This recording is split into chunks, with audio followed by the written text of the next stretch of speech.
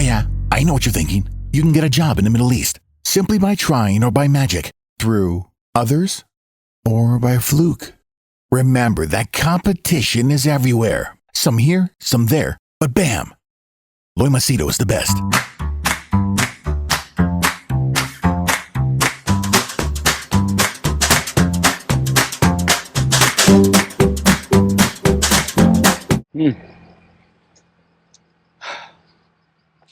You must have seen my body, right? Nice body. See, this tattoo here of this girl, this is actually was the tattoo of a girl's face. Here. Both these were tattoos of a girl. I'll just give you the first name, Anita. Most of you know, who follow my channel for years or been friends with me on Facebook. So I was 31, she was 18. You could say love. Until that time, I guess, even though I was a playboy, even though I had many women in my life, you reach a point where you find the one who you go so crazy about, so mad, that nothing makes sense. They call it, no? What? Punch drunk love, something like that. So this was that girl whom at that time, not now, at the age of 31, even after sleeping around with so many women and being with so many relationships, fun, and I felt this girl was the one, and I really genuinely wanted to get married to her. Introduced her to my parents, and even though we were not in good terms, introduced her to my mentor, took her with me wherever I went. My dream was get married to her, have children, family, whatever, the basic bullshit. Oh, well, like they say, you want to make God laugh, tell him your plans. Well, after she went to India, she found her version of true love. Rich guy, handsome, young. In my case, I used to never let her drink, smoke, go to nightclubs, because she was born diabetic. This guy, on the other hand, allowed her to, encouraged her. Smoke, drink, go to clubs, sex, this, that, everything.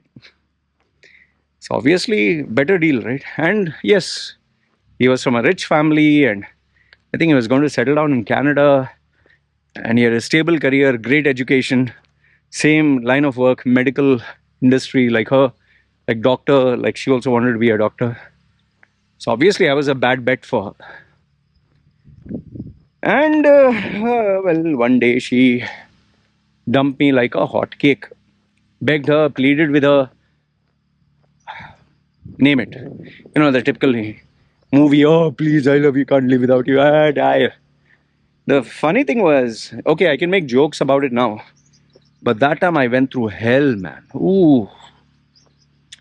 I was so badly depressed, I couldn't handle it at that time. And you might not believe this, but for the first, I think 3 months, I literally locked myself in the house. 3 months, huh? Every day, crying. Whew. When I think about it now, I'm like, oh, what the hell, man? And that impact of her breaking up lasted 6 years. 6 years I was not able to get out of it. Even though I had other relationships, it was just like I was trying to fill in that void. It was tough, man. It was tough. Now, today I'm 45. Yeah, 45. Nearly 14, 15 years over. Today, anyway, don't have any feelings for her. In fact, I did bump into her online. And I was amazed. That is, after nearly 9 years or 10 years, I bumped into her.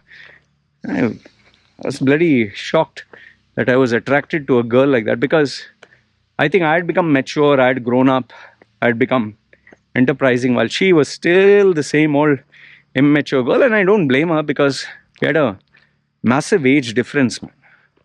I think what, 11 years, 12 years, or whatever. So that immaturity was still there, and she was still talking, my Shanu, my Golu, my Ponu. It was so irritating. Yuck. And she was showing me the teddy bear I gave her. She was still in that la la land. Oh, you gave me this teddy bear. See, my love, my Chunu, he doesn't breathe without you. And it's like, yuck.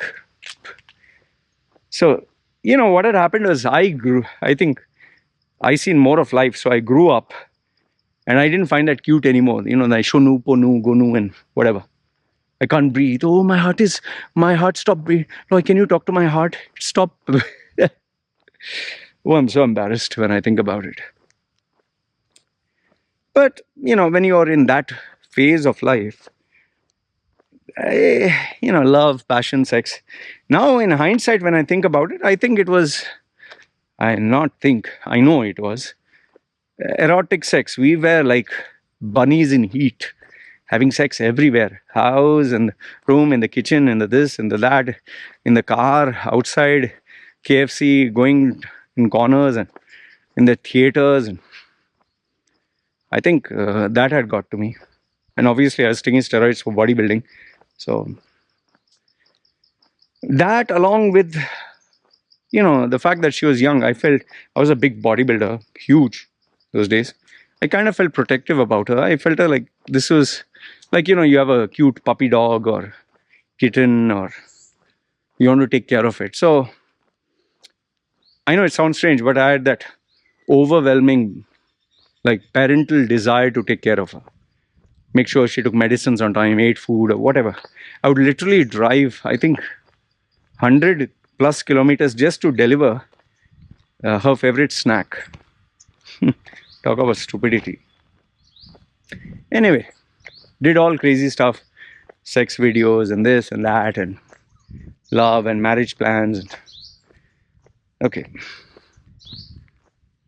But now, in hindsight, when I look at it, I realize that the decisions I took were all wrong. And the decisions were based on emotions and feelings. Okay. And this was not the only time in my life where I took decision, like to tattoo her face is a big thing. It's not a joke. Lucky for me, I tattooed my whole body, so it doesn't visibly stand out like a sore thumb. But there are people who have tattooed the person's name. In fact, you might say this is, oh shit, you did this. Well, guess what? There are people who have done worse. Signed off all their money, not have prenuptials. Now, you might laugh thinking that, oh, see, you're so stupid. Well, guess what? You must have done some stupid things which other people look and laugh. You're not the greatest mind or the greatest person on the planet. When you are, when you're crazy, or if you want to achieve great things in life, you take great risks. And sometimes you take risks which are really mad, like, in Bitcoin investments or whatever, or cryptocurrency. You have to take risks. So in life, you take big risks and big reward. For me, she was like that big risk that I wanted to take.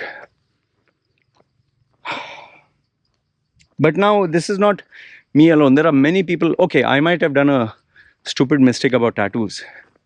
There are people who have done even more stupid or serious mistakes, like having a baby. Thinking that, okay, our relationship is not going good. Let's have a baby, then we'll find back the love that was missing. Have a baby. Believe it or not, there are many who have done that.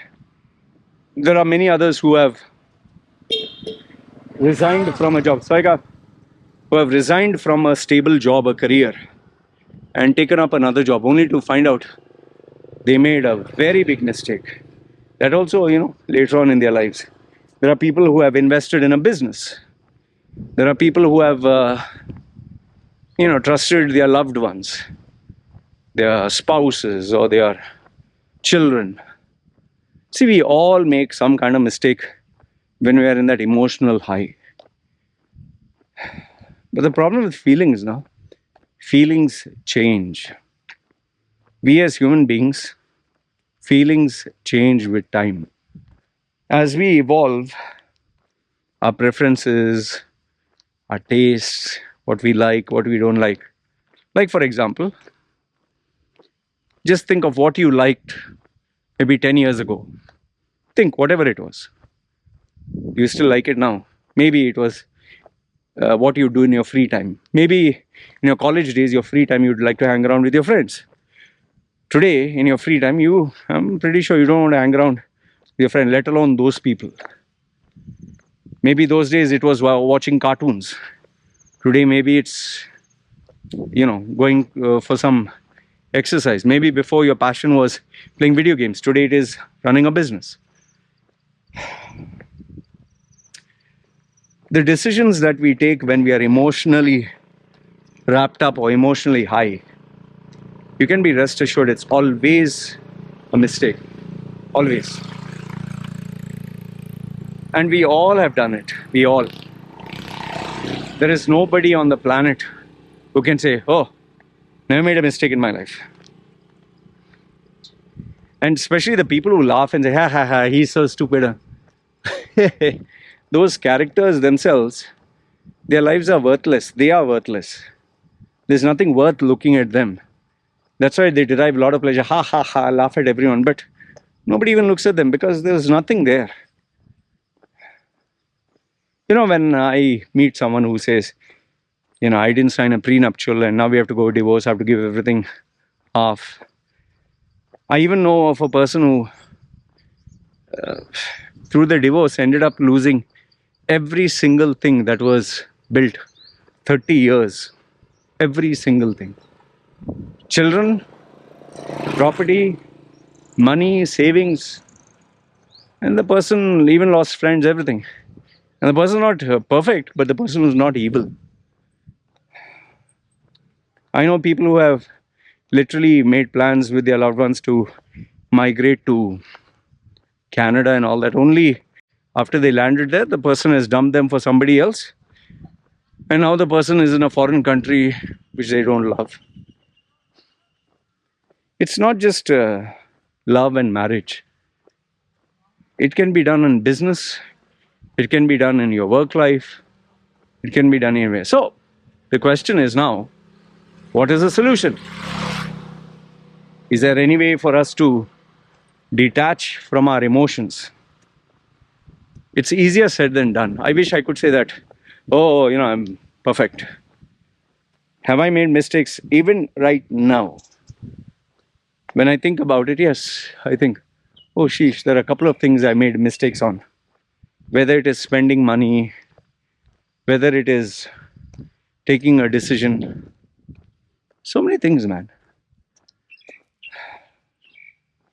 We as human beings, when things are going good, we feel, oh, I took the right decision. When things are going bad, sheesh, then we realize where we made the mistakes. Now, don't start jumping on the assumption, oh shit, Loy, is your marriage in trouble? Relax. If the marriage was in trouble, by now I wouldn't stay married. Given the character that I am, I have already had, 3 divorces. This, I told myself, would be the last marriage, last. So if this never worked, never, nothing is going to work. I'm meant to be single. Fortunately, until now, it's okay. Not perfect. It's okay. I'm pretty sure you're getting the itch. What mistakes you made?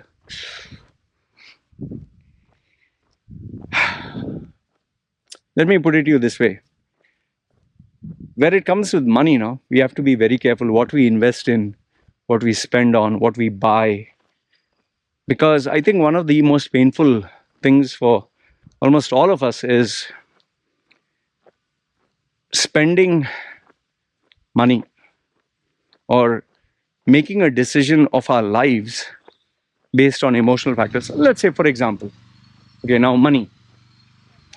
Let's say I went to the Apple store and I ended up buying 20 things because the Apple store guy was so persuasive. Oh, you need an Apple Watch. And don't forget, you need a heart rate monitor. And don't forget, you need the latest iPhone 14. And don't forget, you need to upgrade your iMac. And don't forget, you need the ecosystem. And don't forget, you need the MacBook Pro and the latest iPad, and kept selling. And if I was in a high, I was like, sheesh, man. Okay, and especially when you have the money, what is preventing you from buying that? In fact, one of my clients yesterday told me his friend, who was a very successful businessman before COVID, just walked into a Porsche showroom, and he was so enamored by the car with the salesman. This young man just purchased the Porsche down payment cash. Now you'll say, oh, Loy, what is wrong if he has money? Well, he's a businessman. So you'll be like, oh, so Loy, he should buy. No, the mistake that he did was his business was just starting, and he just bagged 2-3 projects or 4-5 projects, whatever. And he was just in the business for the second year, and he was making big money. And lo and behold, he thought he's going to be a multi-millionaire, and he has to keep up with the Jones. And he ended up buying not only a Porsche, not only a house, not only down payment cash. And then lo and behold, something called COVID happened. Funny, right? How life changes. So, all I can tell you is, if there was one way of preventing this from happening, I would just say that you need to have a sense of awareness, evaluate yourself. And I found the best measure for it is to remember the worst of the worst days of your life. The time where you are hungry, thirsty, no food, no money, no friends. And ask yourself, what would that guy or that person, how would that person take decisions? What would that person do? And based on that answer, use the same template across the board, all areas of your life. And I would say that would solve at least, 80, 90% of your problems. Because then you'll not think like you're the king of the world. I, being human, that's my excuse, I've also failed in this. Ended up making decisions from, obviously, in my case, it is spending money, being emotionally high. But then, you come, when you suddenly sit down, there will come a point where you'll be like, what am I doing? And then you reflect and recollect all the times in your life where you have failed. You go back and think. And then you say, man, I shouldn't be repeating those mistakes, or I'm going to go back to that same, level 1. And that, I'll tell you, my friends, is not a good place to be, especially when you become older. Because when you're young, you can rectify a lot of mistakes. Today, for me, at this 45, I'm not old, 15 more years to do something. After 60, obviously becomes harder. And then 70, what? Wait to die. That is assuming that I'll live that long. I don't know if I will. Personally speaking, I wouldn't want to live long. Yes, for what? Gonna die any day, right? Might as well die fast. Problem solved. Only thing is, loved ones are there, you keep thinking, okay, we'll take care of them. But that again is life. So if there's one model of the story that I can give you from this video is, just avoid making extremely drastic decisions based on feelings and emotions. And if you are going to take any, just ask yourself, in my worst of the worst moments, when I had no food to eat, no water to drink, no friends, no nothing, how would that guy make a decision right now? And I can assure you, in your darkest, deepest, most desperate moments, the decisions that you take will always be the best, rather than the times when your stomach was full and you thought you were the king of the world. Anyway, it's what I wanted to share with you. Let me know your thoughts in the comments below. Good, bad, ugly. Love to hear them. It's me signing off. Chal man.